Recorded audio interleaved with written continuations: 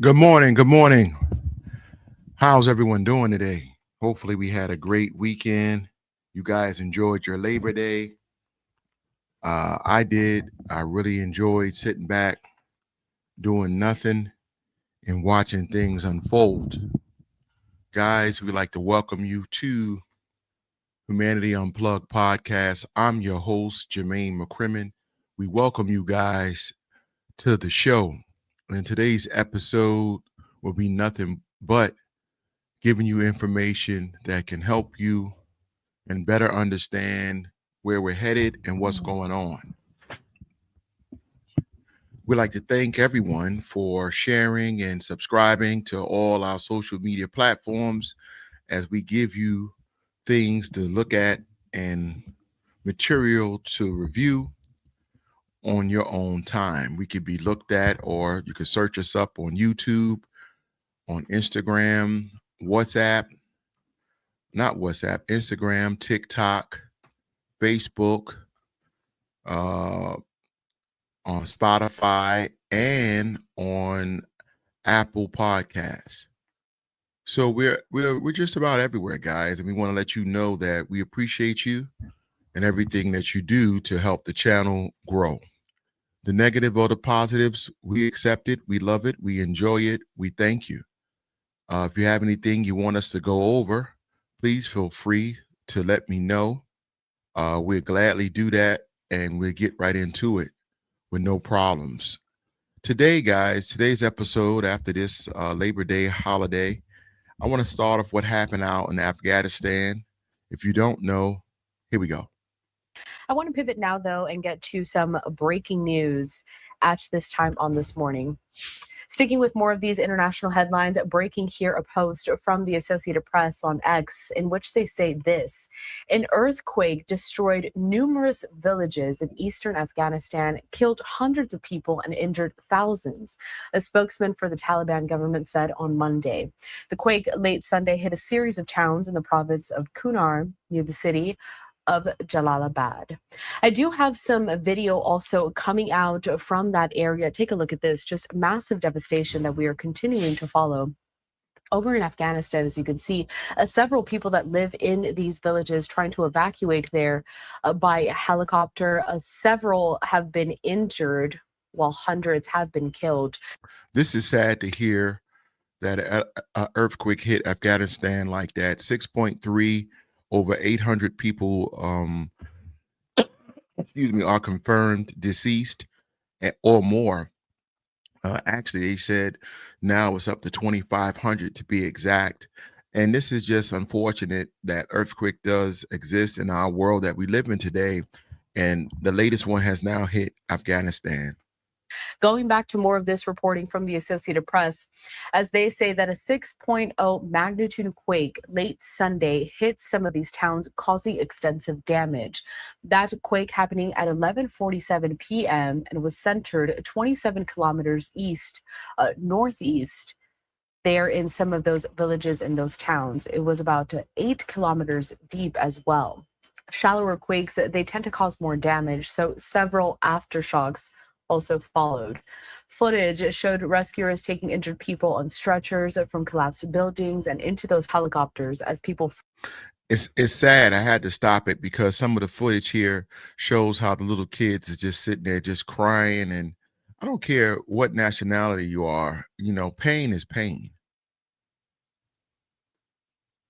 You don't have to talk English to understand pain. You don't have to communicate. You don't have to speak at all. You can look at pain, sadness, destruction. You don't have to talk about that. You could just look at that and see that. And this is what I see. My prayers go out to everyone out there that's trying to get through this. Frantically dug through rubble with their hands. The Taliban government's chief spokesperson saying at a press conference that the death toll had risen to at least 800, with some 2,500 more injured. He said most of the casualties were in the Kunar area. Buildings in Afghanistan, they tend to be low-rise constructions, mostly of concrete and brick, with homes in rural and outlying areas made from mud bricks and wood. Many of them are poorly built, so they're really not made to withstand some of these severe weather impacts that we see here, especially when it comes to that grand earthquake that we saw late Sunday night. Several of those homes did collapse. People could be heard screaming for help, according to the reporters that are down there on the ground. Eastern Afghanistan is mountainous with several remote areas, and the quake has worsened communications. It's blocked roads, forcing aid workers to walk 4 or 5 hours to reach survivors. Dozens of flights have operated in and out of the airport there, transporting some who are injured to local hospitals. Now, one survivor did tell the Associated Press, and they described seeing their homes collapse before his eyes, people continuing to scream for help there. So, just a terribly tragic and devastating situation coming out there, out of Afghanistan, going back. I just wanted to stop it there, guys. It's just a sad thing to hear that this is what's going on over there. And earthquakes are exactly what they are. They're unexpected. We don't know the day nor the hour. You don't get warnings about an earthquake. A lot of times things just happen. So, excuse me, this is very unfortunate that this is happening to the people out there in Afghanistan. But on another note, we pray that they can recover and get aid. It looks like the houses and the infrastructure is not developed, since there's so many just mountains and rough terrain, to get medical supplies, to get help there, or even to have structured housing that can maybe withstand certain things. It's just not out there in the mountains. So these people that's out there are really going through it. And as the lady said, you got to go 500, you got to walk 5 miles just to get to certain areas where there might be help, if it's help there. You got to take a chance and walk, or just to give help to someone else. People have to walk over 5 miles to get to them. So this is a very, very bad situation, and maybe they need help from other countries to come in there and try to give assistance to them. It's unfortunate, but this is really what it is. And I don't know if they're going to get the help they need. This happened on Sunday. You don't hear no other countries or anyone stepping in to give assistance to them. And I don't know. When you look at Afghanistan, you realize what comes out of there. Everybody that's out there are not bad people. They have a bad brand on some of them, but everyone has a bad brand on them. You don't have to actually do nothing bad to be disliked, or for somebody to try to put something on your name. So it happens every day. We could just hope they get the help they can, and it's not much else for us to do. But I want to talk about, in closing, I want to talk about your President Trump, on the low, is doing something else, and we're going to hear a little bit about what he's doing in Venezuela. Welcome to this edition of World at War. My name is Mohammed Saleh. 7 US warships, along with one nuclear-powered fast attack submarine, are being moved to the South Caribbean, along with more than 4,500 sailors and American Marines. The United States has not indicated publicly as to what exactly this American military mobilization is for, but the Trump administration has said that it can now use the US military to go after the drug cartels and criminal groups. So on the low, we have ISIS, which stands for Immigration. What does ISIS stand for? Immigration and Customs Enforcement. They're already acting a fool. They taking over everything. They doing all this crazy stuff and bothering citizens and messing with people that's legally by the Constitution belong here. And now on the low, now he done launched some nuclear submarines out toward Venezuela because he feels that they are supporting the cartel, and has directed the Pentagon to prepare options. Earlier this month, the United States had doubled the bounty on the Venezuelan president, Nicolas Maduro, to $50 million. So now we got a bounty on the president of Venezuela for $15 million. How we go somewhere and say we want your president head and we want them, and we're going to pay $15 million. We're in debt. We got all type of things going on, but the president can say, we're going to put up $15 million to take this man out. This is crazy. Accusing the Venezuelan president of being one of the biggest narco traffickers in the world. The American President Donald Trump has said that combating drug cartels is a central goal of his administration this time round. But the Venezuelan President Nicolas Maduro has denounced this American mobilization, slamming the mobilization as an act of an imperial power. Maduro has said that no empire will be able to touch the sacred soil of Venezuela. But what really is the United States up to? Is this military mobilization meant to crack down on drug trafficking, as the Trump administration claims, or is the Maduro government in Caracas the real target of this American military buildup in South Caribbean? Our next report gets you more details. Why is I'm sorry, guys. I have to play this and let this go to the next thing right quick. 1 second.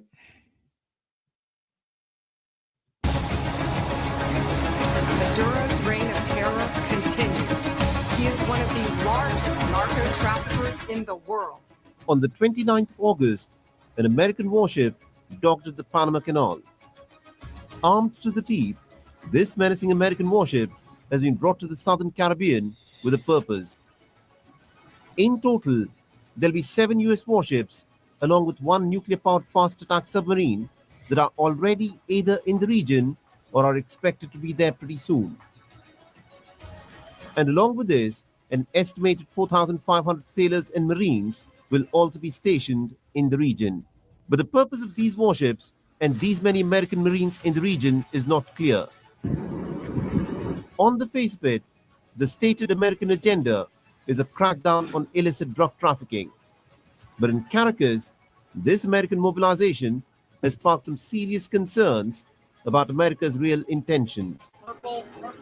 Nuestra diplomacia no es la diplomacia de las cañoneras. Our diplomacy is not gunboat diplomacy of threats, because the world cannot be the world of 100 years ago again. The gunboat diplomacy.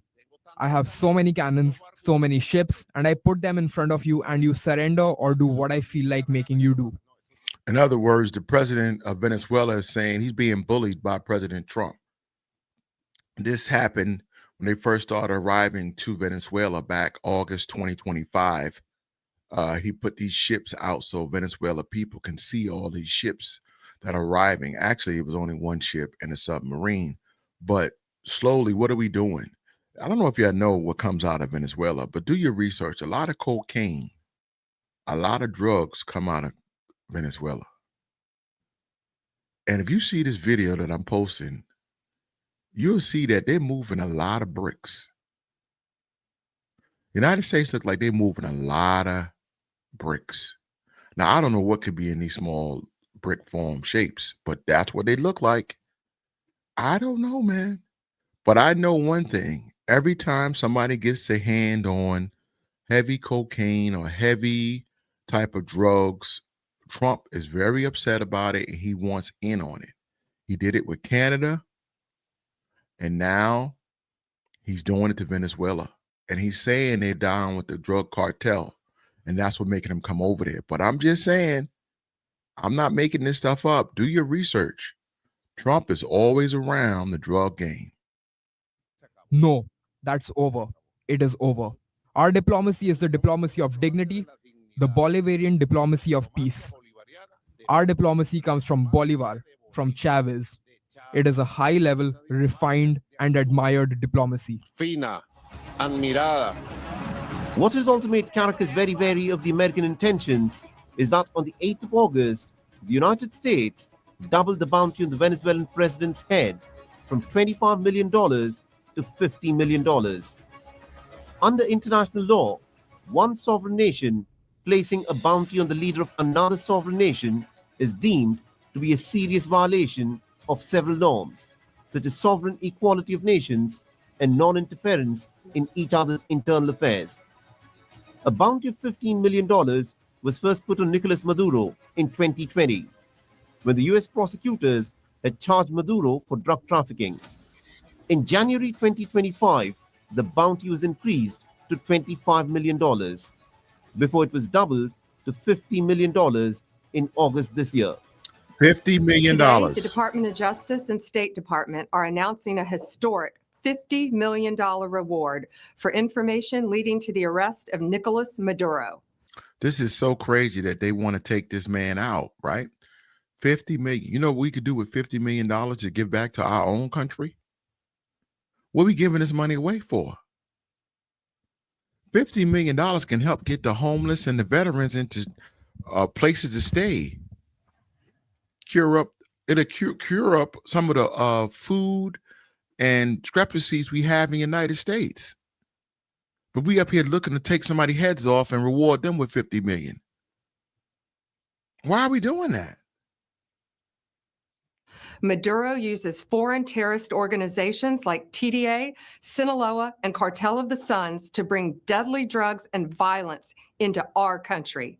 To date, the DEA has seized 30 tons of cocaine linked to Maduro and his associates, with nearly 7 tons.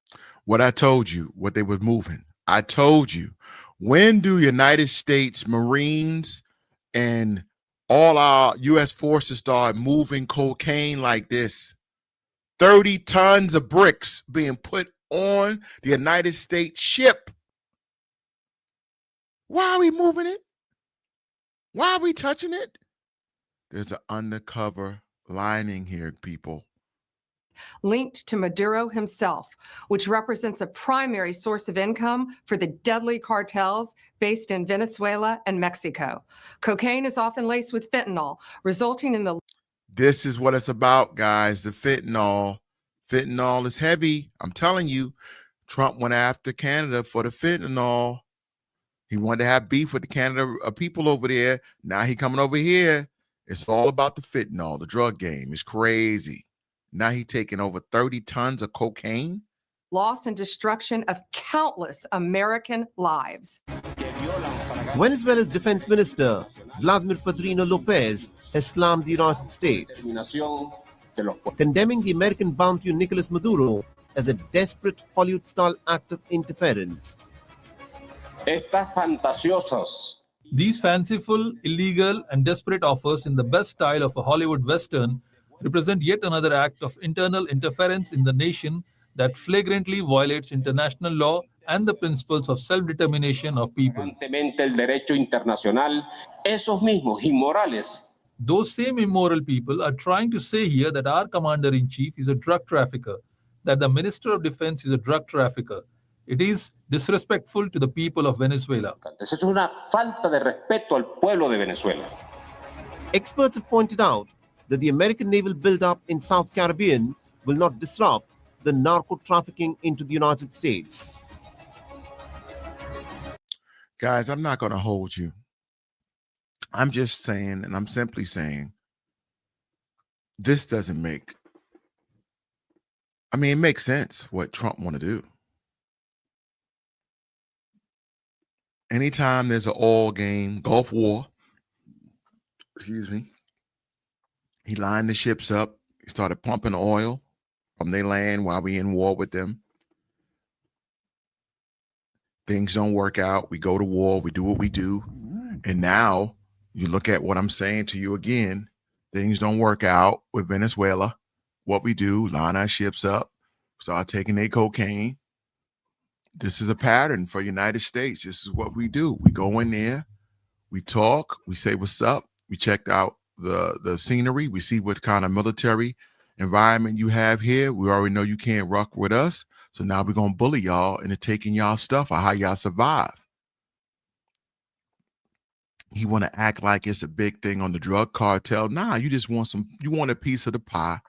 You want to get in there and get a couple tons of bricks and resell it and make a couple $1 billion that can help our deficit on the low. And we're going to have our military people be the drug dealer to ship it across the water, ship it across. We ain't got to pay no taxes or nothing. We put it in the name of the drug cartel. So now we're exempt from all these other things and we could just move it around and do what we do. It's a perfect storm. If you know what you're doing, you know how to set it up, you know how to say it, You know how to put it to American people where you can get people to back you up. That's all it is. And we don't see it like that, but that's exactly what it is.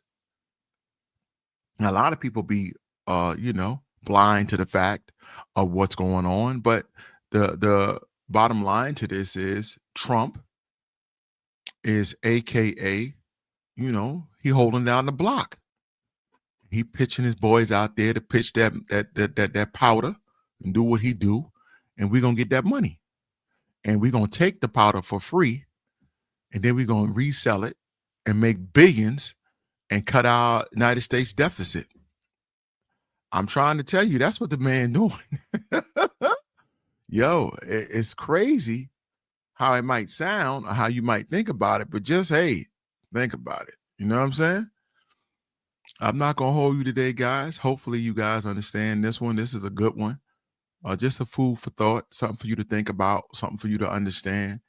They got another thing going on with this guy, Pastor Taylor, David Taylor, I believe it is. This guy, man, I can't blame him for doing what he's doing, because people giving their money to him or to whatever he's representing, knowing he has a history of being a con artist and stuff like that. So I cannot blame him for doing what he's doing. He's just doing what he knows how to do best. That's lie and portrayal the cloth. But the American people giving up their money to a fraud, and it's sad, but people will try to turn it into a race issue because he's black. But no, I'm not going to go there. I'm just going to tell you that when you go to church or when you worship or whatever you plan to do in your spiritual relationship with the Most High, make sure you're doing the right thing and you giving for the right purpose, or to the people for the right purpose. As long as you're giving from your heart and you feel you gave from your heart for them to do the right thing, if they mistreat the money, that's on them at the end of the day. They got to talk to the man at the end of the day. But long as you know you're giving for the right purpose and you're doing what you think you should do to give your percentage for God's and for his glorification and the upbuilding of the church, or whatever reasons you might give, that's what really matters. Whether or not he's doing that with the money, that's inconsequential, as my people would say. It's not on you to worry about that. So in closing, I tell everyone to keep your third eye open. Don't support things you know that might not be right, because then you become part of the problem. If you know it ain't right, why keep rocking with it? If you know that person is like that, why you keep rocking that way? Until they show you different, you should be paused to say, let me sit back and take a better evaluation of the situation so I know what's up before I invest my hard-earned into whatever they want to support. Again, I'm your host. Stay safe. It's Jermaine. It's Humanity Unplugged. We love you guys. We coming to the end and a new beginning.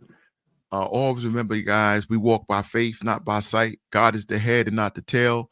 And you are a winner, and the devil keep losing. Peace.